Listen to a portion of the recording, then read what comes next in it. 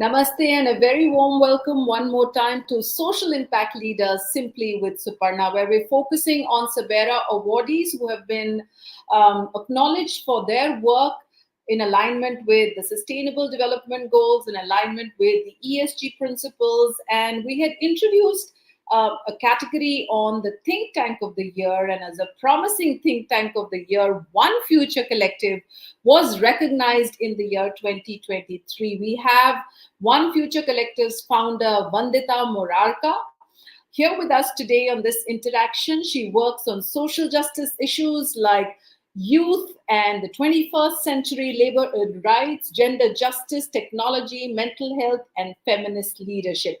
But what is also unique is that One Future Collective offers pro bono preliminary legal aid and advocacy support to individuals or groups who may be facing harm, abuse, or discrimination at their workplace. We'll find out how people can make use of this pro bono facility from Vandita herself. Thank you so much, Vandita, for taking the time and speaking with us through this afternoon. Thank you, Suparna, and thanks, Sabira. It was such a pleasure to receive the award, and it's a great validation of the work we do and really pushes us to keep doing more. Very excited for the conversation today. I'm, very grateful that as Sabera came into the picture, it gives me an opportunity to interact with such amazing individuals and wonderful work that those individuals are actually doing across the length and breadth of the country. And it's also the intent is to be able to catalyze the kind of good work which is happening. Say, so for example, the kind of learnings that you may have had in terms of One Future Collective. Whoever it is that may be watching this now or in the near future, it can be a guide to them. And I want to start off first with the work that you're doing with One Future Collective. And then, of course, we will try to trace your journey as to how you managed to found this and the kind of impact that you're creating. Thank you. I do have to say that when I started, being able to witness the journeys of people that inspired me really helped me figure out what to do. So, if it helps even one person listening in, I'm so grateful. And I really hope that you can build off this and do more and do better. In terms of what we do at One Future Collective, honestly, it's quite simple. It's just that I wanted everyone to be able to live a life where they have safety, dignity, and belongingness, which means I want each person to feel like they belong, they feel safe, they have a place in the world, right? This seems like a really lofty goal, so we broke it down in terms of what we do. We catalyze people power and build just institutions. We try to get people together to undertake healing and access to justice, take on leadership work, and do research, advocacy, and consulting work for just institutions. Let me walk you through an example of what a journey of one person with us might look like, right? In the pandemic, for example, we ran a COVID mental health project. We had over 1,500 people access direct mental health services from us. So imagine a COVID frontline worker who is who's a teacher. They access mental health support from us because the pandemic was incredibly difficult, and a lot of frontline workers had to adapt and do work that they perhaps had never had to do before. Now, I can't ask an educator to be a leader in their classroom when they are not getting the support they need. And being able to access that sort of mental health and even legislative, like legal support from us, helps create that foundation for them. So a lot of educators, a lot of doctors went through our programs to say, I feel more equipped to support others, and I Wow. feel better because I got that support, which meant therapy, psychiatric support, community groups, like group therapy, that sort of thing. Now that's stage one. From there, perhaps out of 10 doctors or 10 educators, one will join one of our leadership communities. And then they will maybe organize their school to be a more inclusive school for kids that are neurodivergent. Maybe they will organize a parents group for cure kids, like parents of cure kids. They will exhibit leadership in different ways, and this is how people power gets built. Maybe over time a small fraction of this, and this has happened for us, right? They will advocate to change things. I remember we did a project in Rajasthan years ago, and the biggest problem we faced were girls were dropping out of school, especially when they hit puberty. So around 8th standard. And you know what changed the things over there is we got the boys activated to say that if my sister doesn't come to school, I will not come as well. So we spent a lot of time on like healing and access to justice, getting the boys to process the effects of patriarchy on them. We got them to take on a leadership role. And then eventually they were able to ensure that all the girls were coming back to school. And that's the sort of cyclical work we want to do. We want communities to be taking on the onus of change. And that requires multiple interventions at multiple points basis where that community or that individual is. So these are some examples of our work. Yes. Interesting, because there is so much buzzing in my head right now. You know, there have been similar situations that I have been involved with, or at least known people who've been involved with, especially this whole topic about it's extremely sensitive when it comes to, you know, girls dropping out of school through puberty. While there may have been a study which was done, which was backed by the United Nations, but unfortunately, I think it was a very biased study that came across and has been countered a number of times, saying that it's not just women, but or it's not just girls, it's also boys, because it's a very multifaceted kind of a problem, considering that as children come of age and as the way the environment is, I think parents look at them as an added hand to be able to help out either in the fields or at home and things like that. But you know, and it's very dynamic, and people like you can bring about that kind of a customized change, so to speak, because it's not one size fit all, you know, so to speak. But if I were to ask you, in the kind of work that you're doing, have you been faced with challenge? I mean, the very first challenge that I see coming to mind is for it to be sustainable in terms of being able to raise enough funds. So, how is it that you go about that? Also, in terms of your consultancies with organizations, are they open to something like this? Right. No, that's a great question. And thanks for that earlier reflection as well. Just a minute on that is gendered violence happens with all genders. Just the magnitude and the way it happens is different, right? Like, for example, honor killing of men during conflict is also a form of gendered violence. It just is, it happens in a different way and it's sometimes not accounted for as gendered violence. But to come to your question, I think sustainability of our work is on certain levels. One is financial, second is also does the work continue without us being present, because otherwise we have become a roadblock to the system rather than an enabler. So the second one is something we design for in our work. Over time our work should render us unimportant or not necessary, even though the work is needed, right? I don't think we will finish the issue of social justice in my lifetime, but that doesn't mean that I have to do it. Can I work with communities and leaders so that they are able to take the work ahead without me? And that to some extent also answers the financial sustainability aspect, because we don't want to become a very large blown up organization whose goal becomes to keep itself alive.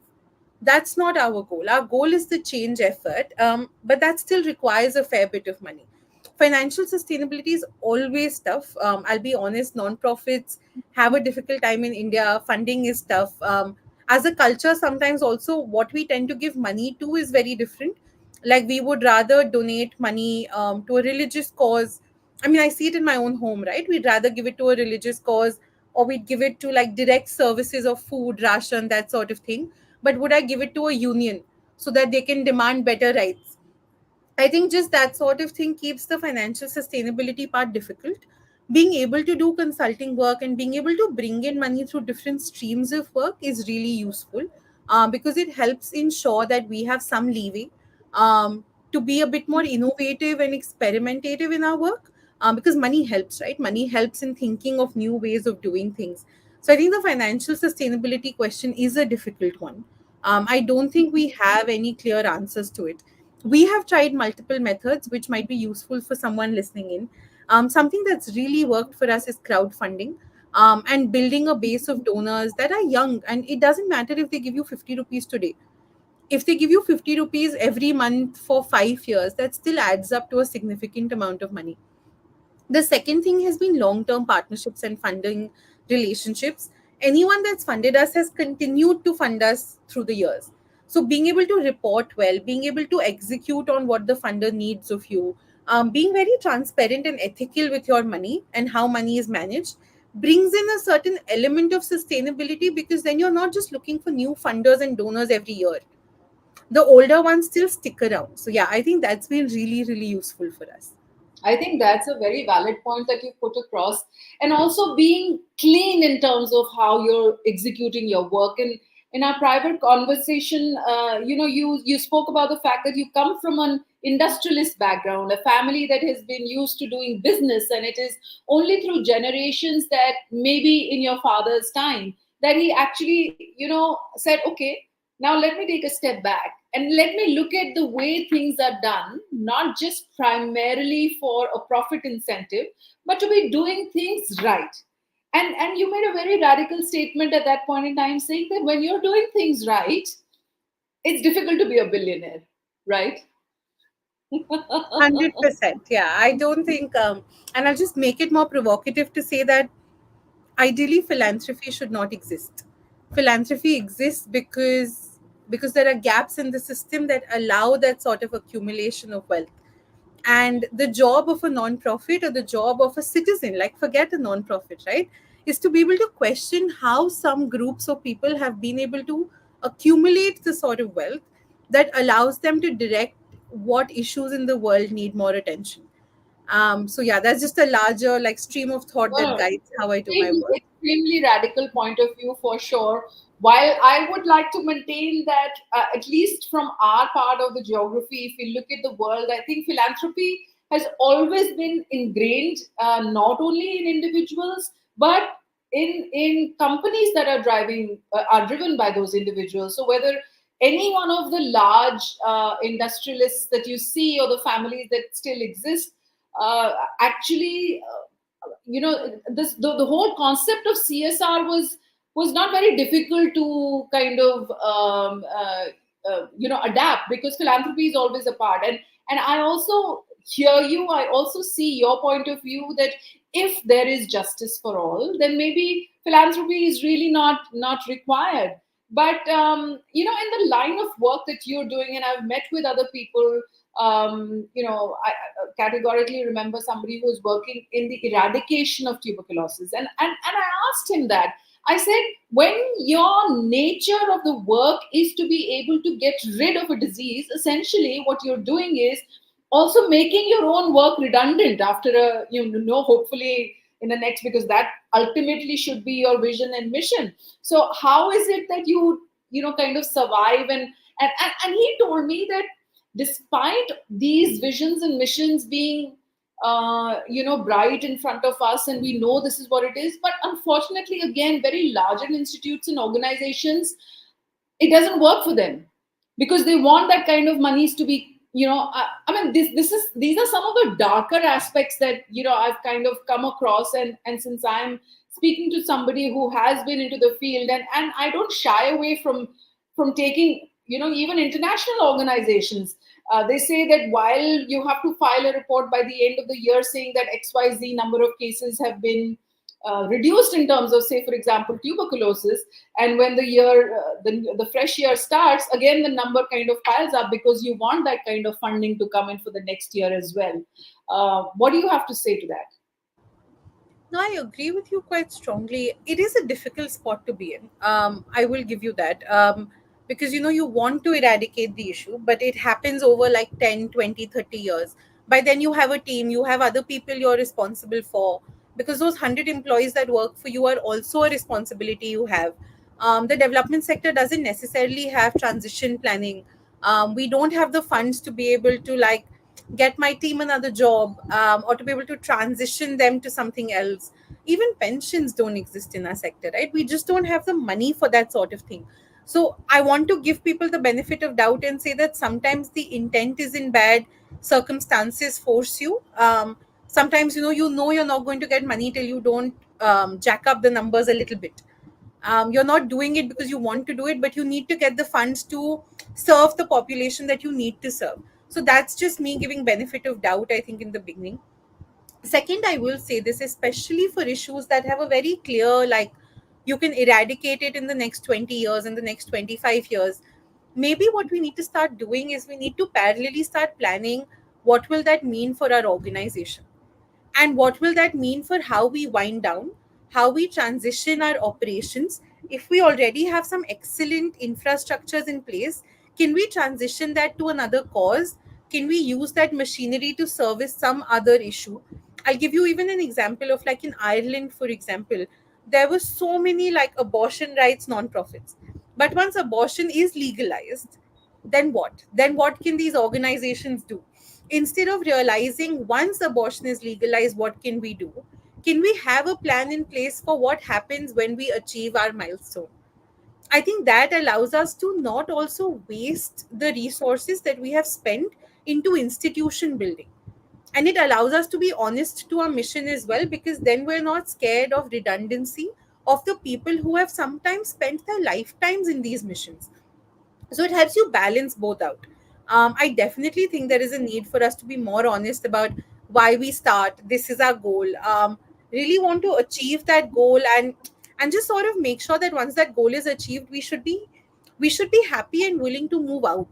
And I think that's something that a lot of us have not yet gotten comfortable with.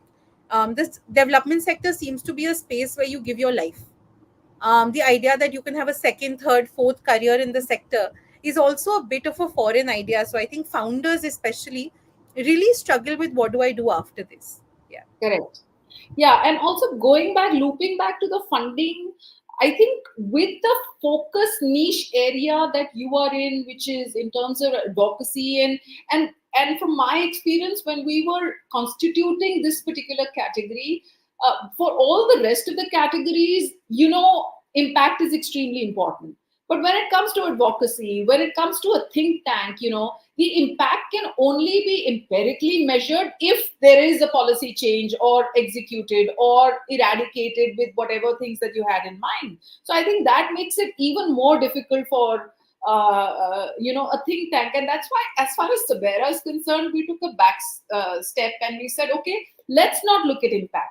Because even in terms of behavioral change, even when we're talking about marketing communication, there too, in terms of impact, is something very difficult to measure. So these two categories, we said, okay, it never mind whether it's a large organization or a small promising one, as long as they are working towards it, we are going to let impact be in these couple of categories as opposed to the other categories. So I think then that becomes even more difficult for other people or youngsters or youth who may want to get into advocacy, or who may want to get into maybe a think tank. As exciting a field as it is, the only option that they look for is maybe getting associated with one which is already funded or is supported by the state. No, for sure. In fact, there's something I say quite a bit, is that our work exists on a timeline that is beyond us. And something you have to get very comfortable while you're doing advocacy is to know that you will not see impact in your lifetime, perhaps. And I'll be honest that what really helps me is that our work, there are two aspects to our work. There is work we do now, where we do immediate work, right? So our consulting work, our legal, mental health services work, I see impact immediately. Like, we give a lawyer to someone, we give legal advisory. In 2 weeks, there is impact. Someone's been able to get out of an abusive home. Someone was suicidal. They now have the support required. They're very, like, quick impact things. I don't want to say quick, but compared to advocacy, which takes decades sometimes, it is quicker.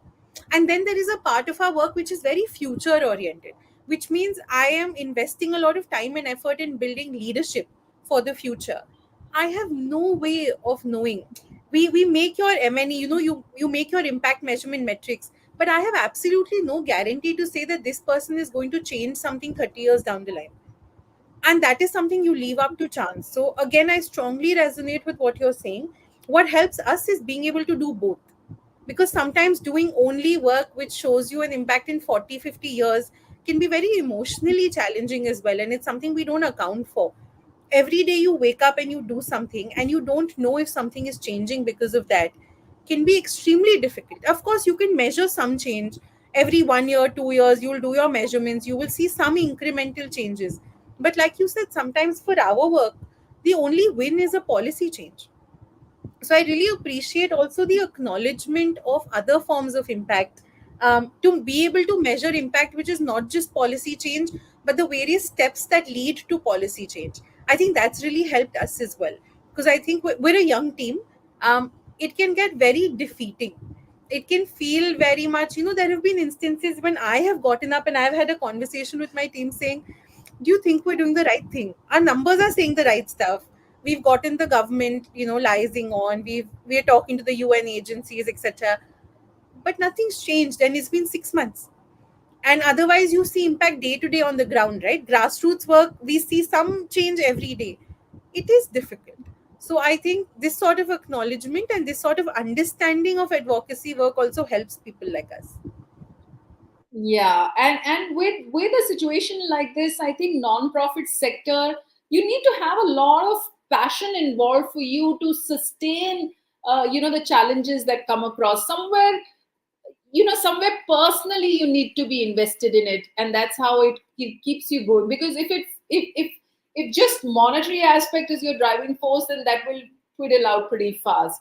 How is it that you keep yourself motivated? What is it that you know drives you? Is there something in your childhood? Is there something that you imbibed very young that keeps you going? That in a way, maybe it may not be tangible, but something intangible that kind of keeps you hooked on to what you're doing. So I have a more philosophical answer and then perhaps an example. I just feel like I don't have the luxury of feeling like I can give up. I have a lot of privilege. I was born into a family where I got education, I got food, I got shelter. I just got so much that it feels like luxury to say that I want to give up. Because there are so many people for whom that's just not a reality. Because to give up and then to do what? Um, and I think that sort of like philosophical thinking really keeps me grounded, because I don't see an alternative. There is nothing else except this in my mind and in what I see for myself, right, in the next few decades. So I think that really helps. And I think the second thing what really helps on a day to day basis is I have a box somewhere, and it is quite validating. Maybe it's not the best source of inspiration, because people say the inspiration shouldn't come from outside, but sometimes it does. Lots of people from our community write me notes, write One Future Collective notes, letters. They send us small presents. We've had, like, say, a survivor of domestic violence who we were able to help leave a really abusive situation. And 2 years down the line, they married someone they fell in love with, and they had a child. And they wrote to us. They wrote a really long, like, letter to us, thanking us. And I think just moments like that. And I know that maybe we shouldn't rely on these moments, but we're human. And sometimes having these moments is a reminder that this work you're doing is making some change, and there is some impact. And I know that this moment happened 6 months back. This one example I'm talking about. And we got that long letter. We got a call from them. They sent us photos of the kid, and it was a really tough period for us at One Future Collective. Funding had been difficult. We were crowdfunding again. Funding is always difficult, but it was a more strenuous period. And I remember getting that letter and dropping a message to the team, and it was okay. Like that was enough to be like, we'll figure the rest of it out. And lots and lots of moments like this really help in just keeping us on track, in reminding us that there is importance to the work we do. Yeah. Super. And why the name One Future Collective? What's the story behind that? So the story is actually quite simple. It was actually not named by me. It was named by one of our advisors, Kirti Jaikumar, because I was struggling with the name. We wanted to have a name that showed the possibility of what we were imagining. We wanted to imagine a world where people came together, which is why the collective. So not a foundation, not nothing like that, but rather a collective, right? And the other idea was that while we may have different paths, different ways of getting to this idea of a future, that is just, that is kind, it is still the imagination of one future where everyone can live a life of safety, dignity, and belongingness. And I think that really pushed us to this name, and it really pushed us to then embody the values of this name. Because however you get there, we hope you get there. We hope you have a life where you feel like you belong and you're cared for. And it's for anyone listening in, for anyone who's ever worked with us, will not work with us as well. That's our hope for the world. And I think that's why our name is what it is. Yeah. Super. And now coming back to that one point, which anybody, if they would want some kind, because you are a lawyer, a trained lawyer also. So in case somebody is looking at some kind of pro bono legal advice, how does one go about it? Right. So, couple of ways. What I can do is once this live chat is out as well, I'll drop a comment with all details. We have a free helpline that you can call for peer listening support. So you can just call us, and if you want to talk about something, this doesn't necessarily have to be only legal advice. You may just want to like have someone hear you out, right? So that's one. Second is we have a help desk where you can essentially book like 30-minute calls with a lawyer who will understand your case, will go through your documents, and will provide you preliminary advice. Because in some cases, you don't even need a lawyer, especially if it's say within a workplace, within any sort of institution. Sometimes you just need to like file the right form or you need to send the right letter. So they will help you with that. In cases where you do need a lawyer, we will either connect you to one of the lawyers on our panel, or we will connect you to legal aid authorities in your city if we don't operate there yet. We primarily operate in Delhi, Bangalore, and Bombay. So if you are here, there we're able to provide you direct legal services as well. In other cities, we will connect you with our partner institutions. The easiest way is to check out our social media and our website. Our website should be updated as well, I think, by mid-April. But our social media is great. You can call us on the numbers given there. You can DM us on Instagram. You can drop us an email. You can reach out to us basically in a way that feels comfortable for you. We then have internal, like different projects that we will connect you with basis what you are looking for. Super. And if somebody wants to align with you in terms of being a volunteer or maybe even monetarily supporting, how is it that one can connect with you? Or what is it that one can do? So, thanks for that question. We really welcome volunteering support as well. We get a lot of legal requests, honestly, sometimes beyond the numbers that we can support. And rather than turn people away, we keep trying to figure out other support for them. So, if you're a lawyer, you're a mental health professional, you can volunteer time with us. If you are any other form of professional, right? So, for example, you're in marketing, you're in operations, you still want to volunteer your time with us, we do have opportunities for that. We have for example, we have a chatbot project which is a know your rights for patients project which is about to launch soon. So even if you're like a techie that really just wants to help us figure out the tech aspect of the chatbot, we really welcome your support. So that's at an individual volunteering level. If you're a corporate or an organization that also wants to get some of its employees together to do something, please do reach out. We do have like sticky issues that could really use your help. And I think last would be, if you want to support us financially, we have an open crowdfunding going on. You can donate directly to us. We are tax exempt, which means we have our 80G 12A. You get your tax exemptions when you donate to us within India.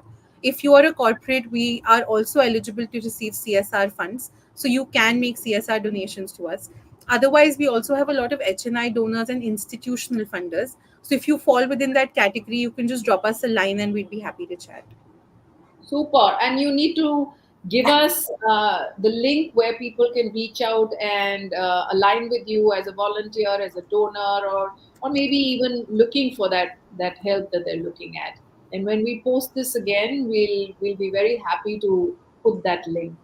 Vandita, thank you so much for taking the time and for the work that you're doing. We're looking forward to some amazing work from One Future Collective in the near future as well, and hoping that Sabera can acknowledge you in the coming years as well. Thank you Thank so much. you very much. Thank you. Really appreciate this.